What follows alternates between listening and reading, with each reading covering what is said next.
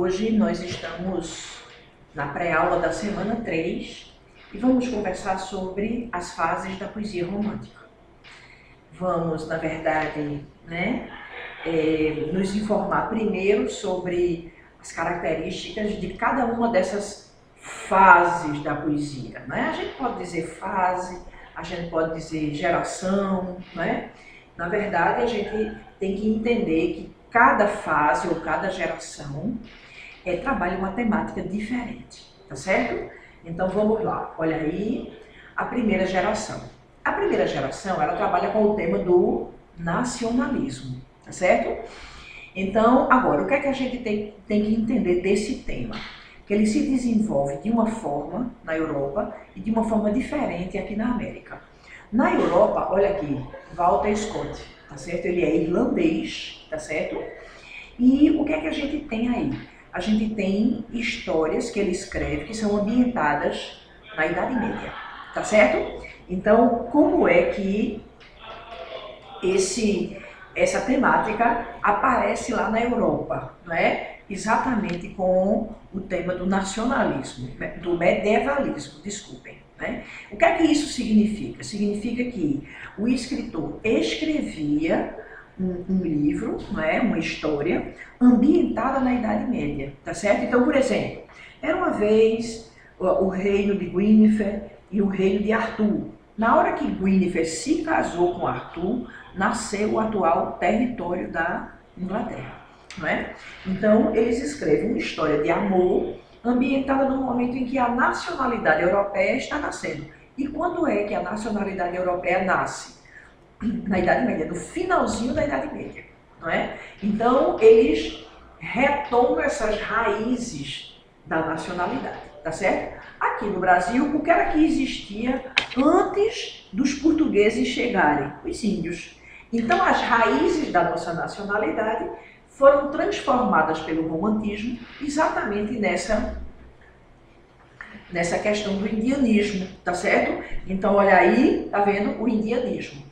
Eu coloquei Fenimore Cooper, que é americano, Gonçalves Dias, que é brasileiro, e José de Alencar, que é brasileiro, tá certo? Então, o que é que a gente tem aqui? O tema do nacionalismo na primeira geração, sendo que lá na Europa esse tema é trabalhado a partir das ideias do medievalismo. E esse tema do nacionalismo, ele é desenvolvido na América com esse tema do indianismo, do índio, Alguém pode dizer, professor, eu acho muito ruim essa história do índio, o índio é muito mentiroso, não é verdadeiro, mas um cavaleiro medieval lá na Europa, tá certo? Também não era verdadeiro, O romântico, ele não vê bem a realidade. A gente tem que entender isso, tá certo? O romântico, ele fantasia, ele inventa, ele imagina, tá certo? Ele não tem uma relação boa com a realidade, tá certo? Então lá vamos para a segunda geração.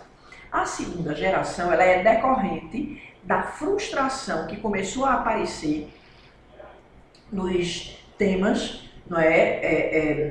depois dos resultados da Revolução Francesa, tá certo? Então veja, todo mundo esperava o que era a Revolução Francesa, era uma utopia de igualdade, tá certo? Mas ela não deu certo, e as pessoas ficaram muito tristes, muito frustradas. Então olha aí, eu coloquei 3 ingleses, Mary Shelley, seu marido Percy Shelley e Lord Byron, tá certo? Esses 3 são ingleses. E esse daqui é o brasileiro, Álvares de Azevedo, tá certo? Então é uma tristeza muito grande, o mal do século também é associado à tuberculose, porque no que as pessoas ficavam muito tristes, elas debilitavam o seu sistema imunológico e ficavam doentes de tuberculose, tá certo? E depois a gente vai conversar sobre o trabalho dessa moça que se chama Mary Shelley, tá certo? E que fez um livro muito interessante, que é uma metáfora muito interessante, que é um livro chamado Frankenstein, Depois a gente vai conversar sobre ele. E a terceira geração, que traz um tema social, Olha aí a vantagem de quem já veio para o Clube do Livro. O que foi que a gente viu? A gente viu de Charles Dickens a história que se chama Oliver Twist. Então a gente viu o filme baseado no livro de Charles Dickens, né? Então a gente tem Victor Hugo na França, Charles Dickens, que é inglês, e Castro Alves aqui no Brasil, tá certo? Eles trabalham a denúncia da pobreza, não é? Não sei se você, quem viu o filme, vê que Oliver Twist migra de pequenas cidades do interior para Londres e se envolve com um grupo de menores de rua, como a gente chama hoje, não é? Então, depois ele é adotado, mas basicamente o que é que a gente vê? A gente vê todas as aventuras dele até a adoção, né?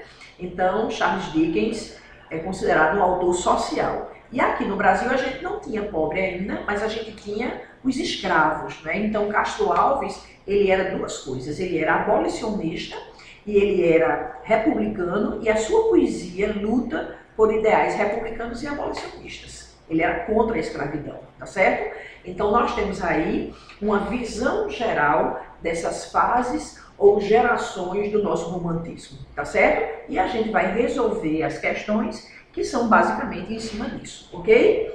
Vamos lá.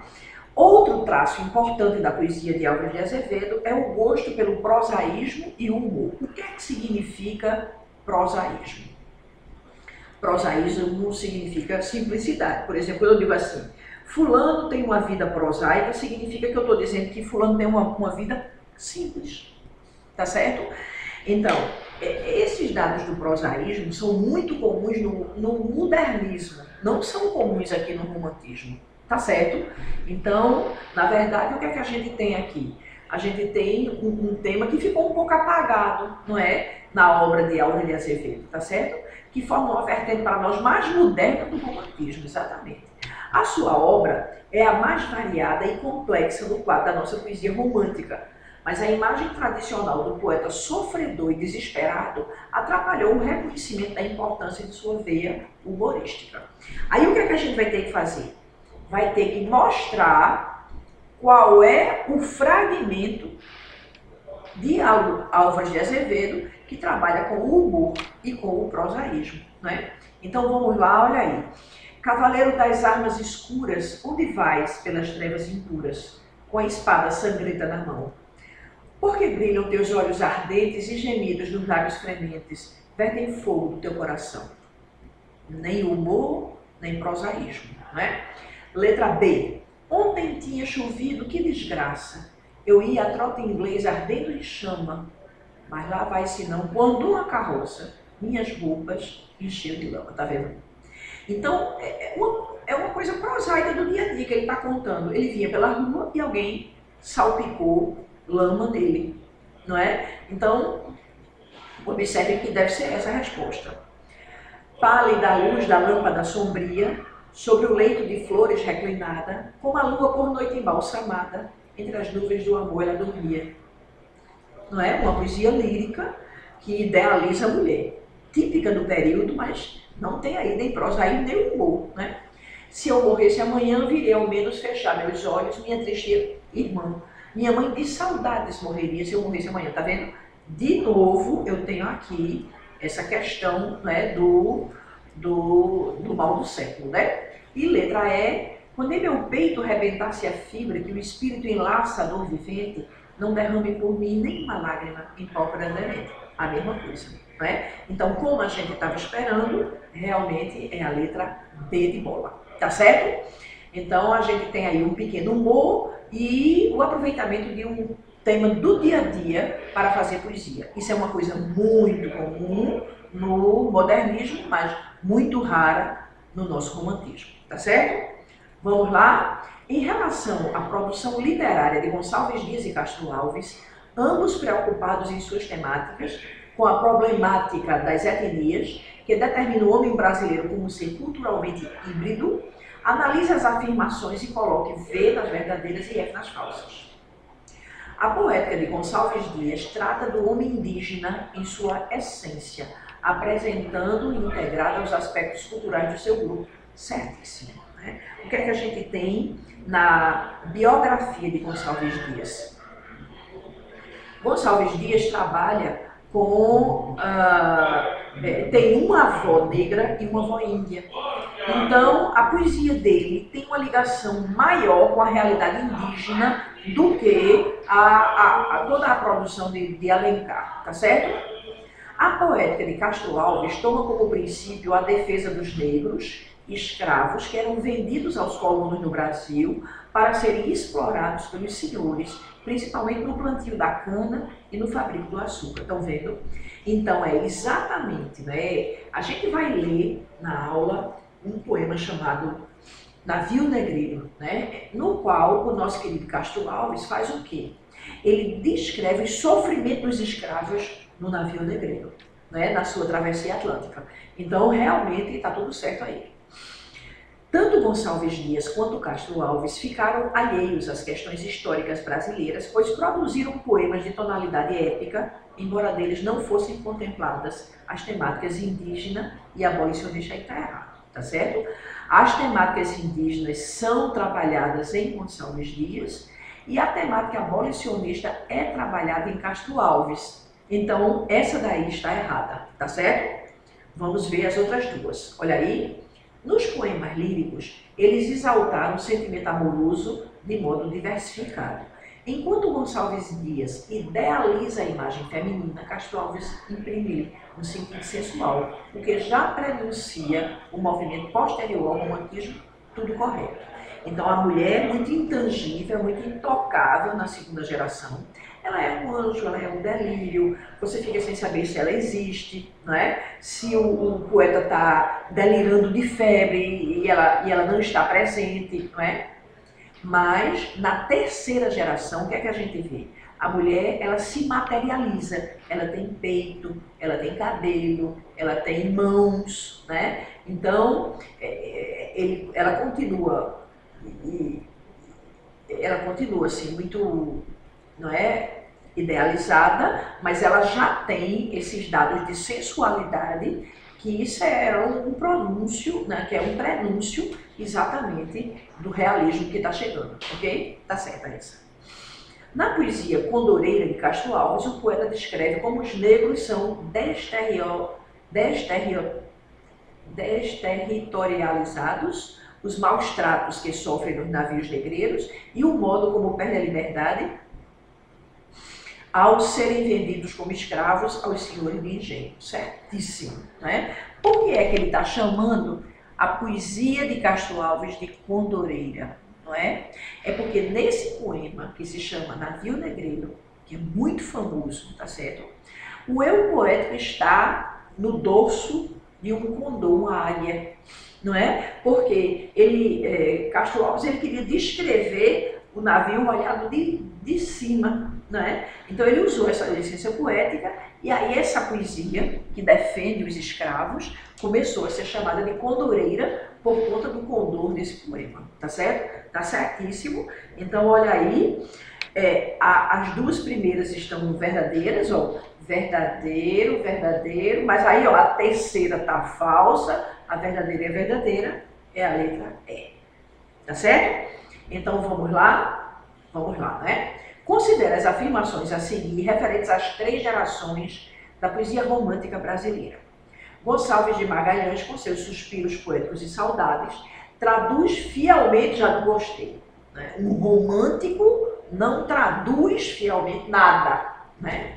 Na forma e nos temas, o espírito do romantismo, sendo considerado até hoje pela crítica como o maior expoente da primeira geração, veja, está errado, não é? O que é que nesse livro, Suspiros Poéticos e Saudades, tem do romantismo? Somente o prefácio. A poesia ainda é arcade. Qual é o maior expoente da primeira geração? Não é Gonçalves de Magalhães, é Gonçalves Dias. E com a sua obra, Primeiros Cantos. Tá vendo? Tá errado. Essa um tá errada. Nos autores da segunda geração, como Álvares de Azevedo e Casimiro de Abreu, o nacionalismo e o indianismo da geração precedente, da geração anterior, cedem lugar a uma poesia marcada pelo individualismo, pela confissão íntima e pelo extravasamento subjetivo. Certíssimo, né? Então, na primeira, o nacionalismo e o indianismo, né? E na segunda, essa confissão subjetiva. É uma poesia que a gente chama de confessional. Por quê? Porque o poeta, ele confessa o que ele sente, né? Corretíssimo. Em Castro Alves, representante principal da terceira geração, a poesia social e a defesa das causas humanitárias andam lado a lado com poemas dedicados à mulher e ao amor sensual. Exatamente. Não é? Então, olha aí, a gente tem que marcar a 2 e a 3, letra E. Vamos lá, continuando. Para responder as questões a seguir, considero o texto abaixo. Há no romantismo nacional uma expressão evidente do culto da nacionalidade, o qual, tomado num sentido mais amplo, se manifesta também em lutas pela afirmação da liberdade política e determina a exaltação de valores e tradições. Esse sentimento é tomado também nos seus aspectos sociais, sob o apanágio dos direitos do homem livre, razão de ser do movimento abolicionista e matéria para o romance, para o teatro e para a poesia da época. Então lá vamos, né? Deve-se depender do texto que no século XIX, vamos lá, há uma relação de causa e efeito entre a eclosão do movimento abolicionista e a do indianismo. Nada a ver, nada a ver. A eclosão do movimento abolicionista tem ligação com a questão negra e o indianismo, ele é fabular. Ele é uma lenda, não é? O indianismo, ele não existiu de verdade. Essas duas coisas, elas estão sendo confundidas aleatoriamente, está errado. A poesia abolicionista de um Castro Alves integra a valorização que então se empresta à luta pelos direitos humanos. Provavelmente é essa, não é? Os direitos humanos da época, não é? A riqueza do teatro, da ficção e da poesia da época é integralmente devedora do sentimento nacionalista, não. Nós temos tendências, por exemplo, na ficção. Na poesia a gente tem a tendência social, na poesia. A gente tem a tendência da tristeza. Na ficção a gente tem a tendência urbana. Na ficção a gente tem a tendência regionalista, não é? Quer dizer, nem tudo que se produziu na época é devedora do nacionalismo. Entenderam? Há outras poéticas além da nacionalista. Letra D. É a retomada de valores e tradições do século anterior, que dá base às conquistas do romantismo, não é? Então, o que é o romantismo? É uma literatura que a gente chama de fundante. Por quê? Porque ela não quer os temas anteriores, porque os temas anteriores fazem parte daquilo que a gente chama de período colonial. A gente queria uma representação do real, a gente queria uma literatura nacionalista, tá certo? Então lá vamos. Letra E. Os ideais abolicionistas foram decisivos para a estabilização dos gêneros da poesia, do teatro e da ficção no Brasil. Não é verdade, né? Nós não temos, por exemplo, ideais abolicionistas na ficção do Brasil. Não é? Nós temos na poesia, nem no teatro. Entenderam? Então, ele é importante, mas veja, decisivos para a estabilização do gênero da poesia, há outros temas que são tão importantes quanto ele. Entende? Então, realmente, como a gente estava pensando, é a letra B, não é? Vamos para frente. Paralelos históricos nunca são exatos e, por isso, sempre são suspeitos.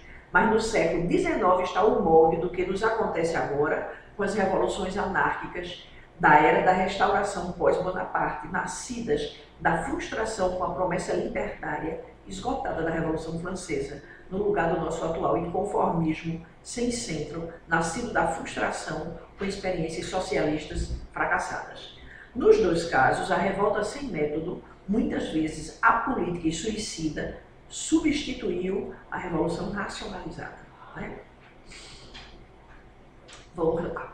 A frustração com a promessa libertária esgotada da Revolução Francesa se chegou a dar o tom a uma poesia melancólica e intimista dos primeiros momentos do romantismo, foi afastada pelo esforço empenhado em novas lutas libertárias dos nossos últimos românticos.